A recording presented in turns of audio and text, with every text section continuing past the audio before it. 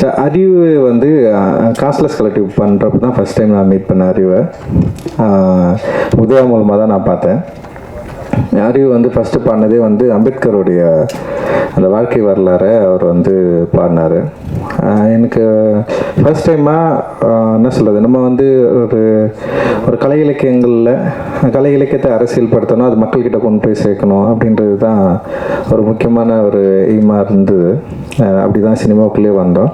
So கலை இலக்கியங்களை அரசியல் வடிவமாக்கணும், அது மக்கள்கிட்ட கொண்டு போய் சேர்க்கணும். ஸோ கலை மக்களுக்கானது, நம்ம பயன்படுத்துகிற கலை அது அரசியல் தன்மையோடு இருக்கணும் அப்படின்றது தான் யோசனை. ஸோ அந்த யோசனைக்குள்ளே இருக்கிறவங்க கூட ஒன்று சேர்ந்து வேலை செய்கிறதுக்கு தான் தொடர்ந்து நம்ம வந்து பார்த்துட்டு இருந்தோம். அந்த அடிப்படையில் அறிவு வந்தது வந்து ஒரு மிகப்பெரிய ஒரு வெளிச்சமாக நான் வந்து பார்க்குறேன். இந்த இண்டிபெண்ட் மியூசிக் அண்ட் வந்து இந்த மியூசிக் வடிவத்தில், அதுவும் மொழி ரீதியாகவும் சரி, அறிவு வந்து ஏற்படுத்தின தாக்கம் வந்து மிகப்பெரியது அப்படின்னு நான் நினைக்கிறேன்.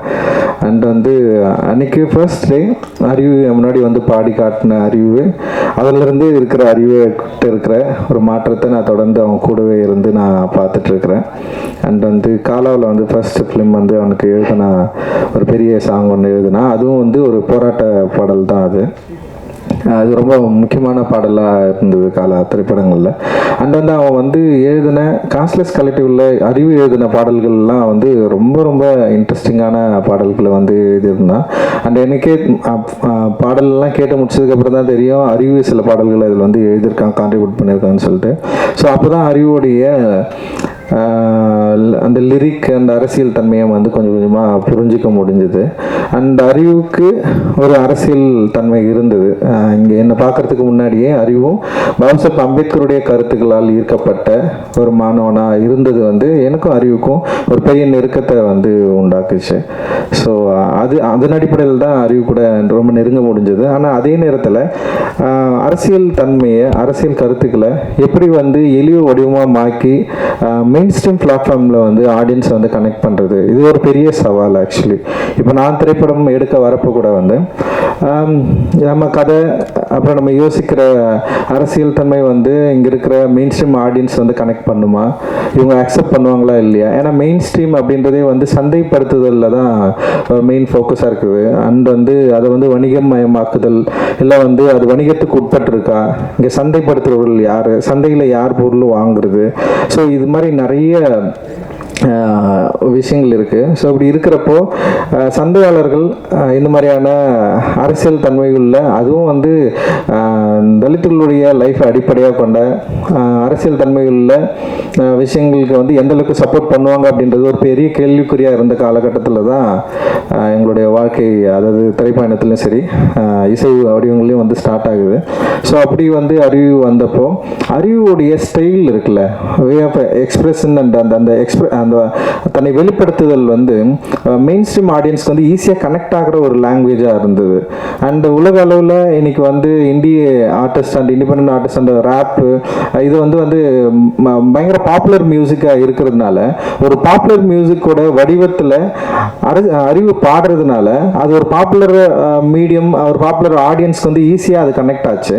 ஸோ அப்படி ஈஸியாக கனெக்ட் ஆகிறப்போ அறிவு பாடுற பாடல்கள் இருக்கிற அரசியல் தன்மையும் வந்து அவங்க கிட்ட போயிட்டு டிஸ்கஷன் பண்ண ஆரம்பிச்சது. இது ரொம்ப முக்கியமானதாக நான் வந்து பார்க்குறேன். ஸோ ஒரு மீடியம் கையாளுறது வந்து ரொம்ப ரொம்ப முக்கியம். அந்த மீடியம் வந்து ஏற்கனவே இங்கே பாப்புலராக இருக்குது. அந்த மீடியம்குள்ளே நம்ம விரும்புகிற அரசியல் தன்மையை, அதோட மீடியத்தை சரியாக புரிஞ்சுக்கிட்டு நம்ம வந்து அதை அப்ளை பண்ணுறப்போ இங்கே இருக்கிற எல்லா ஆடியன்ஸ்க்கு போய் ரீச் ஆகிறத வந்து என்னால் வந்து ஈஸியாக பார்க்க முடிஞ்சது. அப்படி தான் அறிவுக்கு வந்து வெற்றி கிடைச்சது அப்படின்னு நான் நினைக்கிறேன். ஏன்னா ரொம்ப சாதாரணமாக இது வந்து கிடச்சிடாது. ஸோ அதுக்கு முன்னாடி நிறைய பாப்புலர் மீடியமில் இல்லாமல் நிறைய இண்டிபெண்ட் ஆர்டிஸ்ட் வந்து இங்கே வந்து இருந்திருக்கிறாங்க. அதுக்கு வந்து முக்கியமான காரணம், அதுக்கு முக்கியமான உதாரணம் வந்து குணசேகரன் ஐயா நம்ம வந்து சொல்லலாம். அண்ட் வந்து தலித் சுப்பையா சொல்லலாம். ஏன்னா இவங்க வந்து மேடை தோறும் வந்து நிறைய பாடல்கள் வந்து பாடியிருக்காங்க. ஆனால் அந்த பாடல்கள் எல்லாமே வந்து சம சூப்பராக இருக்கும். ஆனால் ஆடியன்ஸை போயிட்டு வந்து ரீச் ஆகிருக்காது. ஸோ இது வந்து ஒரு பெரிய ஒரு கனெக்ஷன் இல்லாமலே இருந்தது. ஒரு மெயின் ஸ்ட்ரீம் மியூசிக்கும் இல்லை மெயின் ஸ்ட்ரீம் ஆடியன்ஸை கனெக்ட் பண்ண முடியாத தனிசை கலைஞர்கள் எக்கச்சக்கமாக இருந்தாங்க. ஸோ ஆனால் வந்து வேர்ல்டு லெவலில் பார்க்குறப்ப தனிசை கலைஞர்களுக்கு ஒரு பெரிய மார்க்கெட் இருந்தது, ஒரு ஃபேன் ஃபாலோவர்ஸ் இருந்தது, அவங்களால முடிஞ்ச பாடல்களை பாட முடிஞ்சது. குறிப்பாக வந்து பிளாக் இசை கலைஞர்களை நம்ம வந்து இதில் வந்து நிறைய ஆஃப்ரிக்கன் மியூசிஷியன்ஸ் வந்து நம்ம வந்து நிறைய எக்ஸாம்பிள் எடுத்துக்கலாம். அது Kendrick லாமர்லேருந்து Beyoncé, Kendrick La Mer and இவங்கெல்லாம் தான் நமக்கு பெரிய பெரிய இன்ஸ்பிரேஷனாக இருந்தாங்க. கென்ட்ரிக்கோட இப்போ ரீசெண்டான ஒரு சாங் கூட வந்தது. அண்டு அவங்கள பார்க்குறப்ப வந்து நமக்கு பயங்கர பொறாமையாக இருந்தது. அவங்க பில்லியன்ஸ் கணக்கில் மக்களை ரீச் பண்ணாங்க. பெரிய அளவில் அந்த பாடல்கள் சந்தைப்படுத்தப்பட்டது. மிகப்பெரிய ஒரு பொருளாதார ரீதியாகவும் பெரிய அளவில் ரீச்சில் இருக்கிறாங்க. ஆனால் வந்து நம்மளால ஏன் இது இங்கே வந்து பண்ண முடியல அப்படின்ற ஒரு கேள்வி இருக்குல்ல, அந்த கேள்வியை நோக்கி தான் இந்த என்ன சொல்கிறது, இந்த மூமெண்ட் வந்து கொஞ்சம் கொஞ்சமாக அப்படியே நகர்ந்து போச்சு. இன்னைக்கு வந்து அறிவு கேஷ்லெஸ் கலெக்டிவில் வந்து பாடினதுக்கப்புறம் அறிவு மாதிரி நிறைய பேர் அதில் வந்தாங்க, நிறைய பேர் பாடினாங்க. அப்படியே வந்து மெயின் ஸ்ட்ரீம் சினிமா நோக்கி நகர்ந்தாங்க. மெயின் ஸ்ட்ரீம் சினிமாவில் இருக்கிற பாடல்களை வந்து பாட ஆரம்பித்தாங்க. குறிப்பாக அறிவு வந்து நடிகர் விஜய் அவர்களுடைய படத்தில் வந்து ஒரு பாடல் வந்து பாடி மிகப்பெரிய வெற்றி அடைஞ்சது. அந்த தனுஷ் அவர்கள் வடச்சென்னை படத்தில் வந்து அவன் பாடி வந்து பெரிய வெற்றி அடைஞ்சது. அண்ட் என்னுடைய திரைப்படங்களில் அறிவு தொடர்ந்து எழுதுறது நீயே ஒலி அப்படின்ற பாட்டு சார்பட்டா பரம்பரையில் வந்து அவன் எழுதுனது வந்து மிகப்பெரிய வெற்றி அடைஞ்சது, மக்கள்கிட்ட ஈஸியாக போய் சேர்ந்து. ஸோ அவனுடைய திரைப்பட பாடல்களும் கூட வந்து அதில் தன்னுடைய அரசியல் கருத்துக்களை வந்து எந்த வகையிலையும் வந்து கம்ப்ரமைஸ் பண்ணாமல் வந்து அதை ஈஸியாக இலகுவாக மக்கள்கிட்ட ஈஸியாக ரீச் பண்ணி அப்படி கொண்டு போய் சேர்க்கறதுல வந்து ஒரு கை தேர்ந்தவனாக மாறி இருக்கிறது நினைக்கிறப்போ வந்து உண்மையிலே வந்து ரொம்ப சந்தோஷமாக இருக்குது. அந்த அறிவோட மிக முக்கியமான பாடலாக நான் நினைக்கிறது வந்து கள்ளமௌனின்ற வார்த்தையை வந்து இன்ட்ரடியூஸ் பண்ணது. அந்த கள்ளமௌனி வந்து பயங்கரமாக அந்த வேர்டை வந்து அது ஒரு இந்தி மியூசிக்கில் வந்து வெளியே வந்து நாங்கள் தான் இதில் தான் ரிலீஸ் ஆச்சுன்னு நினைக்கிறேன், நீளம்ல தான். ஆனால் அந்த பாடல் வந்து மிகப்பெரிய வெற்றி அடைஞ்சது. ஆஃப்ரோ ப்ரொடியூஸ் பண்ணியிருந்தோம் அந்த பாட்டை. அண்ட் வந்து செம்ம சக்ஸஸ்ஃபுல்லான சாங். அந்த இடத்துல இருந்து தான் அறிவுக்கு வந்து இன்னொரு ஒரு முகம் வந்து தெரிய ஆரம்பிக்குது. அந்த இடத்துல நிறைய சாங் பண்ணியிருந்தான், ஆனால் அது ரொம்ப முக்கியமான பாடலாக இருந்தது.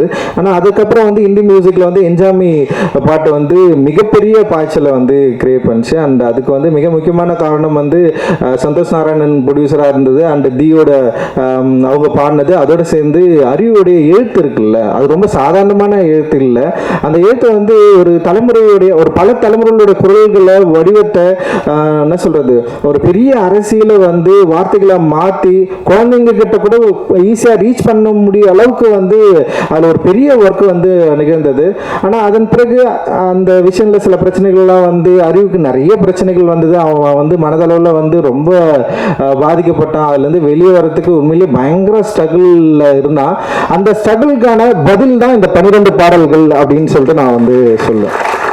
பாதகம் செய்பவரை கண்டால் நாம் பயங்கொள்ளலாகாது பாப்பா, மோதி மிதித்து விடு பாப்பா, அவர் முகத்தில் உமிழ்ந்து விடு பாப்பா.